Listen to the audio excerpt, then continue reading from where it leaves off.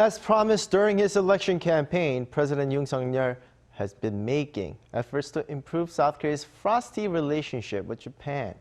As part of those efforts, for the first time in 7 years, the South Korean Navy is set to participate in the Japanese Navy's fleet review this Sunday. This is a sensitive issue because the Japanese Navy uses the rising sun flag as its main flag, but South Koreans and other countries that suffered under Japanese colonial rule have compared it to the Nazi swastika. Amid the unresolved dispute over compensating Koreans that were forced into labor during World War II by Japan, some South Koreans have shown discontent with the Navy's decision to participate. For a more in-depth analysis, we're joined by Professor Mason Ritchie from Hankuk University of Foreign Studies. Good morning, Professor. Good morning. South Korea's military said that the decision to take part this year was made with the region's security situation in mind, given the unprecedented pace of North Korea's weapon tests this year. What does that mean? Why does taking part in the fleet review bolster security cooperation between the two countries? So, in the first place, South Korean participation in this, fleet review has been under consideration since August. The decision to attend, only came about 10 days ago. So I think the security situation here probably played some sort of role, at least in the Yoon administration's decision to do this. I think in the first instance, this is really about political signaling to North Korea as well as to the United States that South Korea and Japan, at least in some sense, are willing to build some building blocks for better defense cooperation.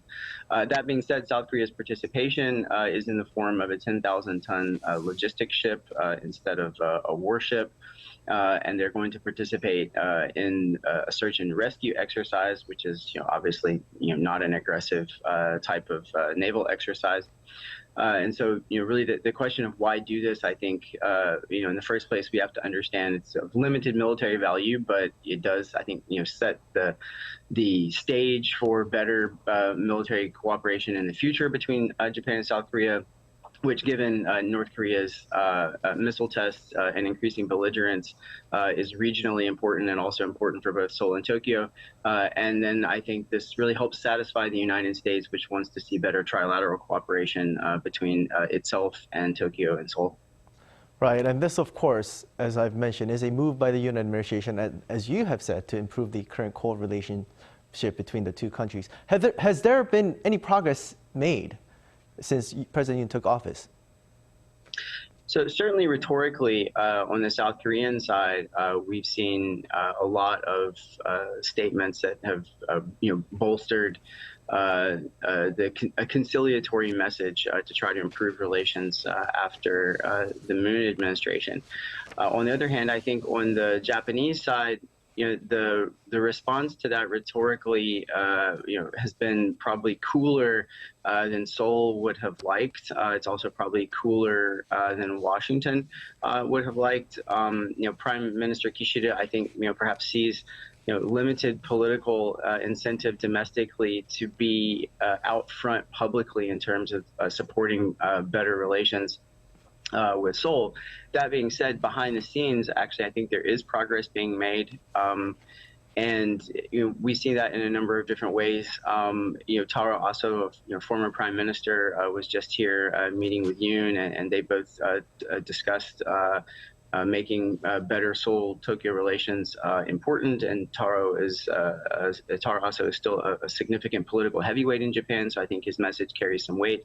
Foreign Minister Park Jin and his colleagues, as well as other foreign affairs representatives from both Korea and Japan, have made lockstep statements about improving the deterrence posture against and the diplomatic posture vis-a-vis North Korea. And we just had lawmakers from South Korea and Japan both call for similar coordinated responses to North Korea. And of course, I think both Seoul and Tokyo consistently emphasize wanting to have better trilateral relations involving their two respective alliances and the United States. Right. So to get more context about the event coming up. It's the first time in 7 years since South Korea last participated in Japan's fleet review. Was it also controversial back then, or were things different in 2015?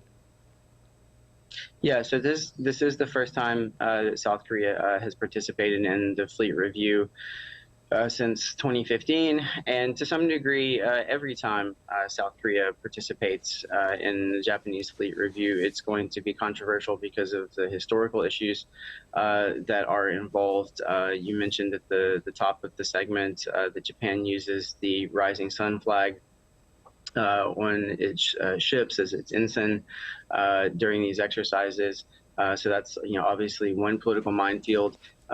Politically, it is also the case here in South Korea, of course, that there's a significant ideological divide between the left and the right over the scope and the wisdom of cooperation with Tokyo in general, and especially in terms of the military.